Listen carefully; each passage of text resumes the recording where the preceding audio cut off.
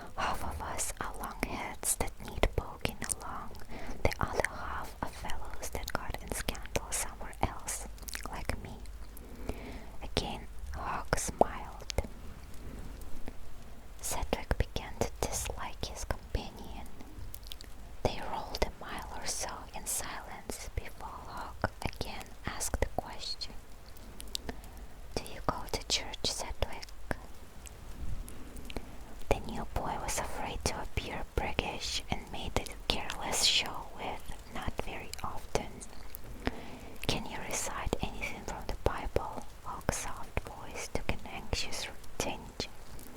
Not that I know of. Good. That was the almost hearty response.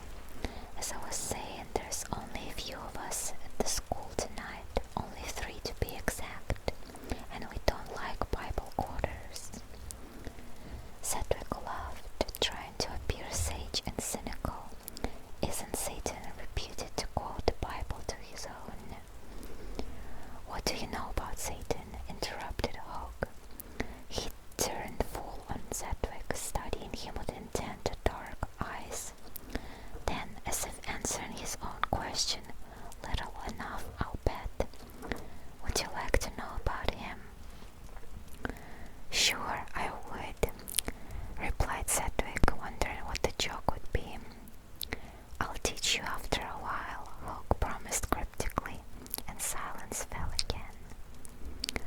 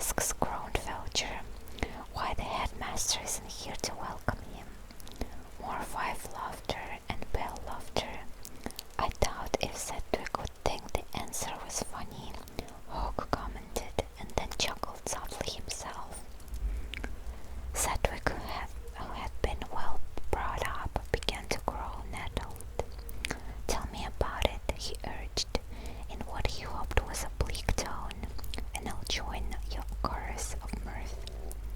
Felcher and Nandov gazed at him with eyes strangely eager and yearning. Then they faced Hawk. "Let's tell him," they both said at once, but Hawk shook his head. "Not yet, one thing at a time. Let's have the song first." They began to sing. The first verse of their offering was obscene, with no pretense of humor to redeem it. Sedgwick had never been squeamish, but he found himself definitely repelled. The second verse seemed less objectionable, but it hardly made sense. "All they try to teach here now goes untaught. Ready, steady, each year knowledge we sought. What they call disaster killed us not, O Master. Rule us, we beseech here, eye, hand, and thought." It was something like a hymn, Sedgwick decided, but before what altar would such hymns be sung? Hawk must have read that question in his mind. "You mentioned Satan in the buggy on the way out," he recalled, but his knowing face hanging like a mask in the half dimness close to Sedgwick. "Well, that was a Satanist song." "It was. Who made it?" "I did," Hawk informed him. "How do you like it?" Sedgwick made no answer. He tried to sense mockery in Hawk's voice, but could not find it. "What," he asked finally, "does all this Satanist singing have to do with the headmaster?" "A lot," came back Felcher deeply, "and a lot," squealed Andov. Hawk gazed from one of his friends to the others, and for the first time he smiled broadly. It gave him a toothy look. "I believe," he ventured quietly but weightily, "that we might as well let Sedgwick in on the secret of our little circle." Here it would begin, the new boy decided, the school hazing of which he had heard and read so much. He had anticipated such things with something of excitement, even eagerness, but now he wanted none of them.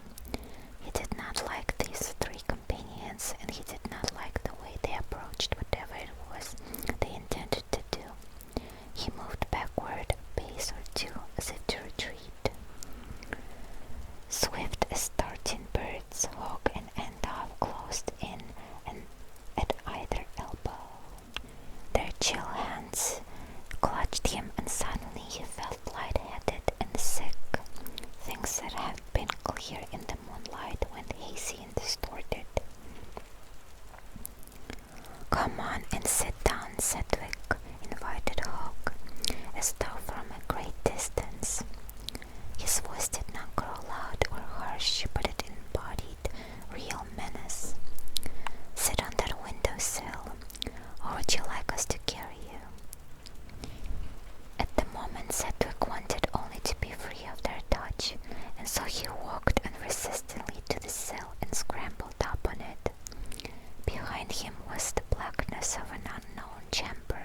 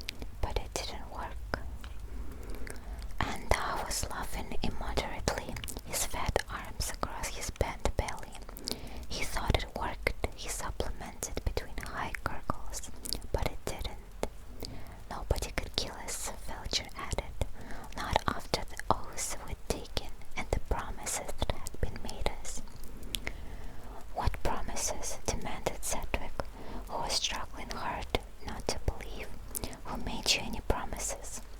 Those we worshipped, Felcher told him. He was simulating earnestness. It was a supreme bit of acting. Sedgwick, realizing this, was more daunted than he cared to show. When did all these things happen? Was his next question. When? Echoed Hawke. Oh, years and years ago. Years and years ago, repeated Andolph. Long before you were born, Felcher assured him. They were standing close together, their backs to the moon that shone in Sedgwick's face. He could not see their expressions clearly, but their three voices, Hawke's soft, Felcher's deep and vibrant, Andolph's high and squeaky, were absolutely serious. I know what you're arguing within yourself, Hawke announced somewhat smugly. How can we who talk about this many past years seem so young? That calls for an explanation, I'll admit.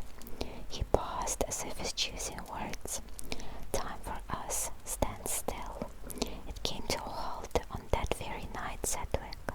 The night our headmaster tried to put an end to our worship. And to us, smirked the cross-bodied Andolph, with his usual air of self-congratulations at capping one of Hawke's statements. The worship goes on, pronounced Felcher in the same chanting manner that he had affected once before. The worship goes on, and we go on too. Which brings us to the point, Hawke came in briskly. Do you want to throw in with us, Sedgwick? Make the fourth of this lively little party? No, I don't, snapped Sedgwick vehemently. They fell silent and gave back a little, a trio of bizarre silhouettes against the pale moon glow. Sedgwick could see the flash of their staring eyes among the shadows of their faces. He knew that he was afraid, but hid his fear. Pluckily he dropped from the sill to the ground. Dew from the grass spattered his sock-clad ankles between Oxfords and trouser cuffs. I guess it's my turn to talk, he told them levelly. I'll make it short. I don't like you, nor anything you've said, and I'm getting out of here. We won't let you, said Hawke, hushed but emphatic. We won't let you, murmured Andolph and Felcher together, as though they had rehearsed it 1,000 times. Sedgwick clenched his fist. His father had taught him to box. He took a quick, smooth stride toward Hawke and hit him hard in the face. Next moment, all three had flung themselves upon him. They did not seem to strike or grapple or tug, but he went down under their assault. The shoulders of his tweed coat wallowed in sand, and he smelled crushed weeds.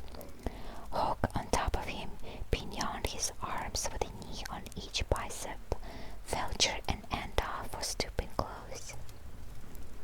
Glaring up in helpless rage, Sedgwick knew once and for all that this was no schoolboy prank. Never did practical jokers gather around their victim with such staring green gleaming eyes, such drawn jaws, such quivering lips. Hawke bared the white fangs. His pointed tongue quested once over them. Knife, he muttered, and Felcher fumbled in a pocket and passed him something that sparkled in the moonlight. Hawke's lean hand reached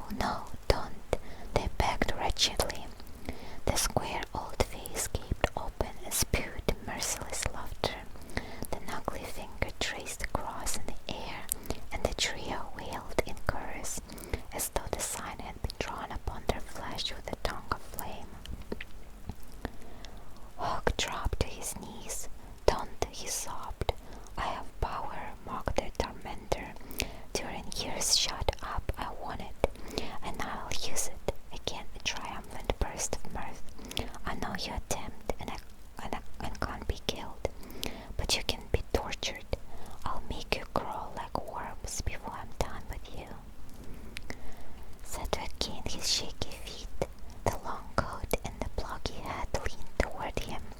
"Run, you!" dinned a rough roar in his ears. "Get out of here, and thank God for the chance." Sedgwick ran, staggering. He blundered through the weeds of the driveway, gained the road beyond. In the distance gleamed the lights of Carrington. As he turned his face toward them and quickened his pace, he began to weep, chokingly, hysterically, exhaustedly. He did not stop running until he reached the platform in front of the station. A clock across the street struck 10, and a deep voice not unlike Felcher's. Sedgwick breathed deeply, fished out his handkerchief, and mopped his face. His hand was quivering like a grass stalk in the breeze. "Beg pardon," came a cheery hail. "You must be Sedgwick."